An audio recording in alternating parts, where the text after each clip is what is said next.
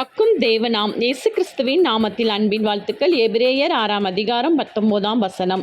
அந்த நம்பிக்கை நமக்கு நிலையும் உறுதியும் திரைக்குள்ளாக போகிறதுமான ஆத்தும நங்கூரமாய் இருக்கிறது.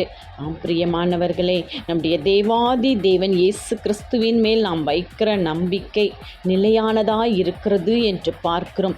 ஏனென்றால் அவர் நிலைப்படுத்துகிற தேவன், நிலைநிறுத்தி ஆசீர்வதிக்கிற தேவன்.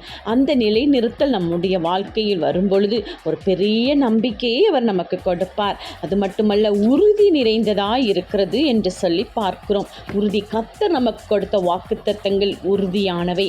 அது நம்முடைய வாழ்வில் செயல்பட்டு எல்லா இடத்திலும் நமக்கு தேவையானவைகளை செய்து மேன்மைப்படுத்தி ஆசீர்வதிக்கும் என்பதையும் நாம் அறிந்திருக்கிறோம்.